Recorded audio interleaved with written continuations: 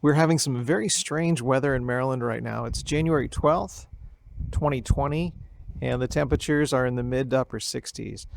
Very strange. But it makes it nice to work on the camper a little bit. We've taken off the supports as well as the roof, and that's sitting outside waiting to go to the dump. As far as the next phase in this project, this Coleman camper and some of the pop-ups are built quite differently, but the nice thing about this one is these openings here almost fit a 2x4 perfectly. It's really, really close. So we're going to shave down a little bit of the sides. This is about 22 inches from the bottom to here, and once we get that 2x4 shaved off just a little bit, maybe about an eighth of an inch, this should slide down nicely into where the old cranks were. And this is just a quick view of what these things look like. And these are heavy.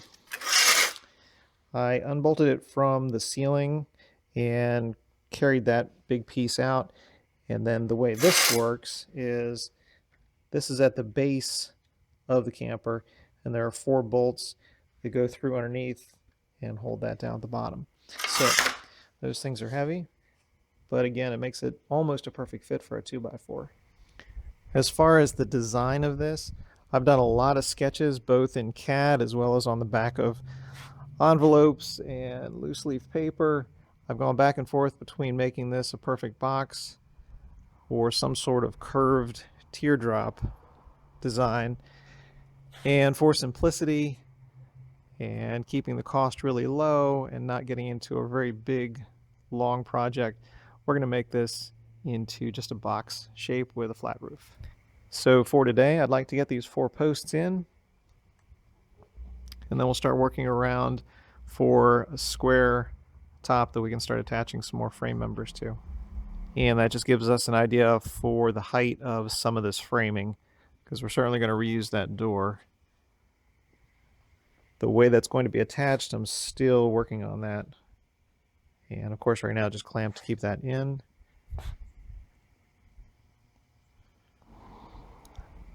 That's the first 2 2x4s in. We've got our notched sections. So this seats all the way down to the bottom. And again, those 4 bolts, they're right back here, which used to hold that stainless steel expanding part there. So we've got 4 to anchor down at the bottom.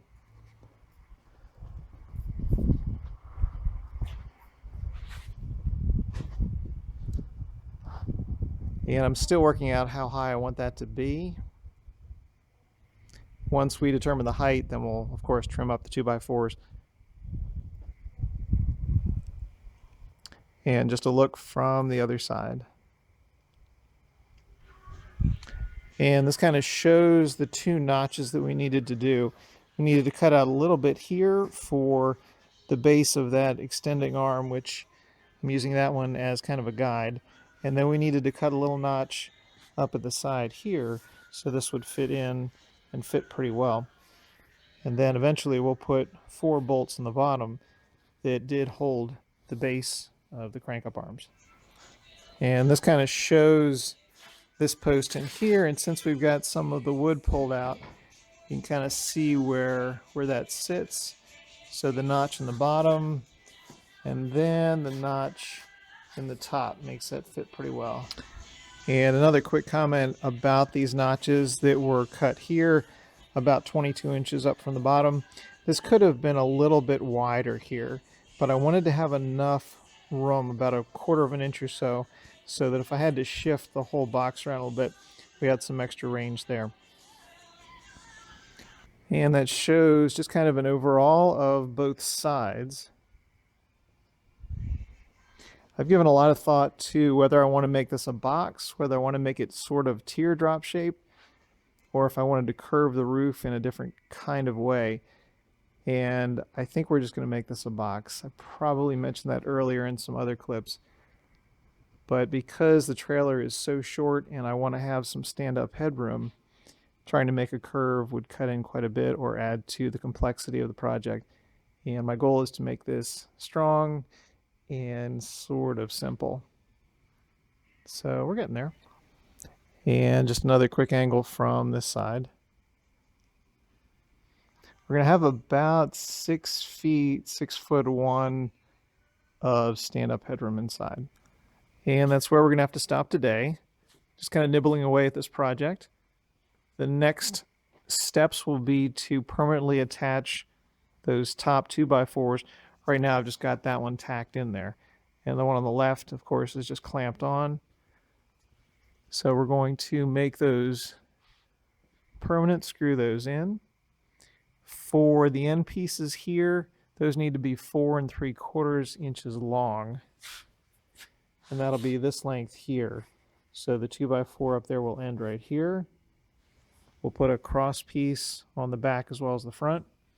And then eventually our siding here will go in this groove. It'll be a nice drip edge so we can keep water out. And that'll seat in there. And then we'll have some framing along the edges.